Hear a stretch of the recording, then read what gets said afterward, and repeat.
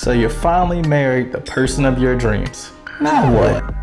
What's up, everybody? Welcome back to Life You Have with Tez. That's me. And today we're going to talk about 5 tips how to survive being a newlywed. But before we get into it, make sure you tap that like button and subscribe if you so choose to do so.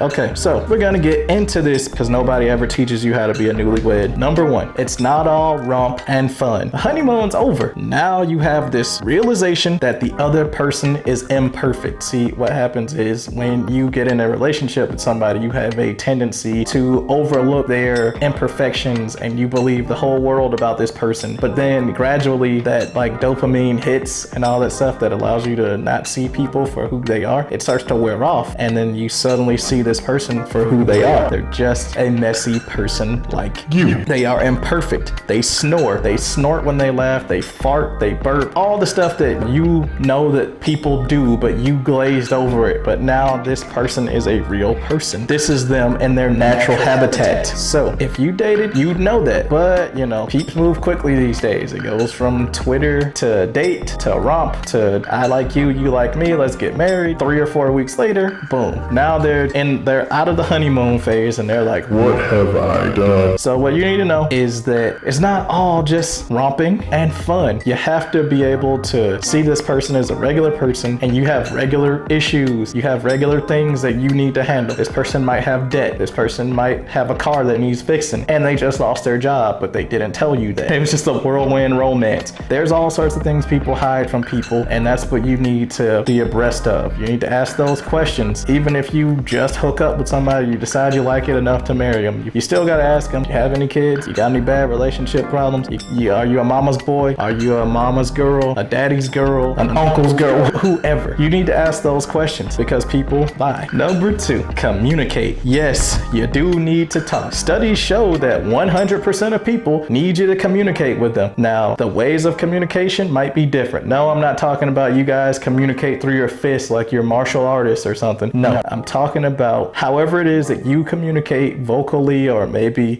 with sign language or things like that. But you need to communicate, especially in this newlywed phase. This is key. A lot of people fall out of love during the newlywed phase. They stay in love with each other, they still are star-crossed in the honeymoon phase, but then they get to the newlywed phase, that glow starts to go off of them and they start to slowly see this person's imperfections like I said before. So here's what you need to know. You communicated to get this person. You did. You shot your shot. You gave all your best jokes, your one-liners. You were hitting her left and right with these jokes, these dazzling stories of your daring do with your buddies and all the cool stuff that you and your friends can do. And she decided to marry you. Now what? Now what are you gonna do? Why stop when you get them? But unfortunately, it happens. The communication dies and then so does the relationship because now you are 2 distant lovers sitting across from each other, not talking to each other, not saying anything. Here, I'm gonna tell you like this. People literally love each other. Then they get married, then they become estranged for whatever reason. Why does this happen? Communication. It broke down and once those stars and stripes washed over somebody's face, it was all over. So listen, guys, fellas, boys, tell the girl, tell her what happens in your day. Even if it's boring, just tell her, hey, you know, Bob ran over a skunk today and it stunk really, really bad. But then we went to the workplace and we did our job and we came home. She's probably gonna ask you, what else did you do? What do you do at your job? She's actively interested in listening to what you have to say. You can lie and jazz up the story. Oh yeah, well, Bob hit a squirrel and then an eagle came out of nowhere. And then I saw a Hayabusa and a rainbow appear. Then we went to work and we fought a dragon. We do epic things. That's a little bit too epic. Tell that girl about your day before she tells Jody about you, because Jody will listen to her and Jody will take your girl and he will go. So same for you ladies. You better ask your man before Karina snatch your man. Got him. Number 3, no social media after arguments. I know it's tempting to go tell your big little sister, you know, the sister that was born after you, but she's bigger than you and tougher and nobody wants to date her. Anyway, your husband just said something, but you better work it out because Because running to social media to talk about your relationship problems and vague platitudes on the internet for likes, well, that's not gonna fly. That's a new age relationship problem. You cannot go out there and put your business out there for the world to see. That actually is causing a lot of people to have relationship issues. Do not run and make passive aggressive messages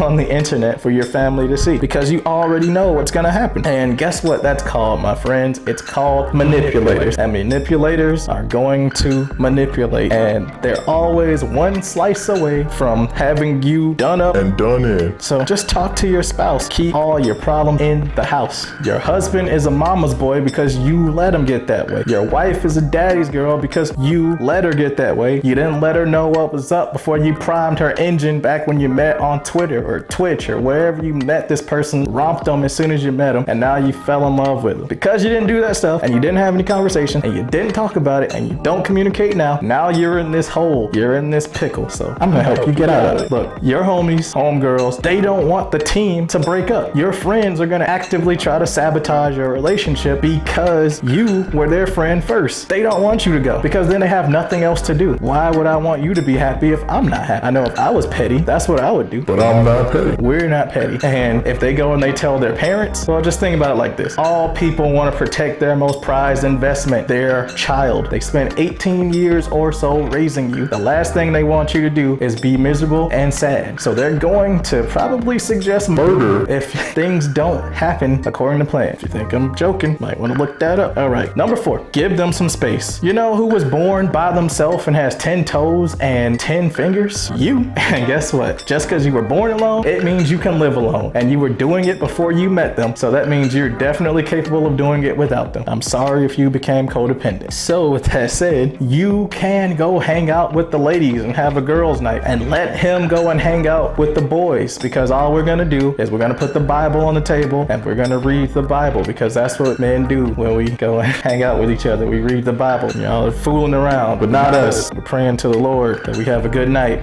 Okay. People need space is what I'm trying to say. It's a natural part of life that people need their own space and their own time to themselves. It's natural. We don't have a Facebook account. I have a Facebook account. You have a Facebook account. We did not get an invite to this party. I did. You gotta go somewhere else. That's what you're gonna do. But I'm gonna go to this party that my friend is throwing. I'm gonna be considerate and I'm gonna say, hey, you got a problem if I go to this party? But I'm still gonna go because it's my decision, and you need your alone time. I need my alone time in my unit back home, right? I know a soldier, he married another soldier from the same company and they were inseparable. I'm talking about when they did staff duty, they made sure they were the 2 runners on the staff duty at the same time all the time. Every time there was one, there was the other. You saw one, you saw the other one trailing behind him. But his wife, she complained about the unit every single day. Every single day, day in and day out, she was complaining about what they have her doing. So finally, she got moved to another unit and this soldier was just mad. And I'm like,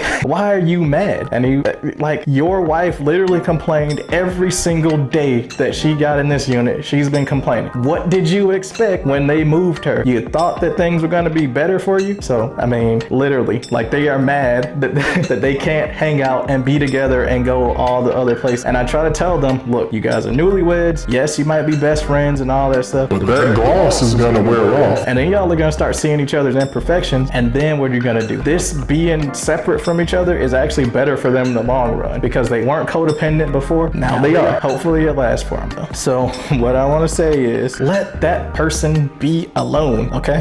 Stop being codependent. Number 5, don't go to bed mad. You know this one. You go to bed mad, you're gonna wake up mad. Or you'll keep that one person up because you're petty. And because you're mad about something, you don't want to let them go to sleep about it. Now, I'll tell you this. You better find out your problem before my head hits that pillow, because I'm not gonna be the one staying up with you because you can't vocalize your internal struggle. You need to say it while people are awake instead of sitting there trying to take it from somebody when they're asleep, because there's 2 places that I'm gonna have some peace: my dreams and my bed. And if I can't get no peace in those 2 things, then you're not gonna get it.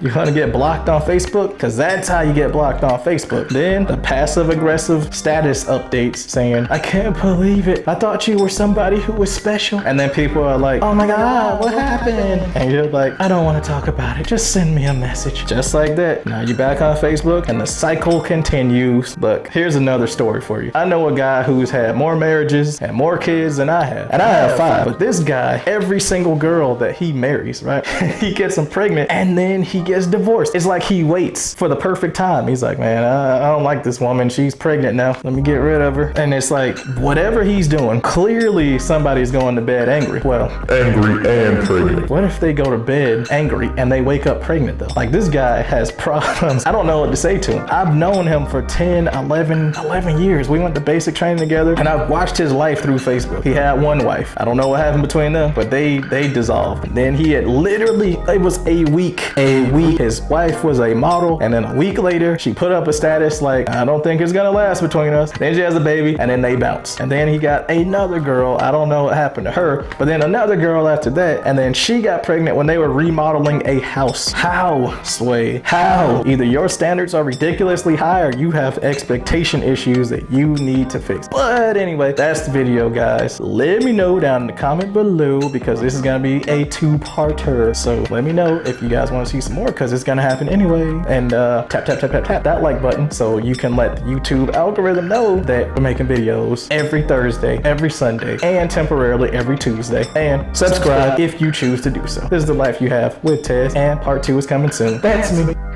Peace out.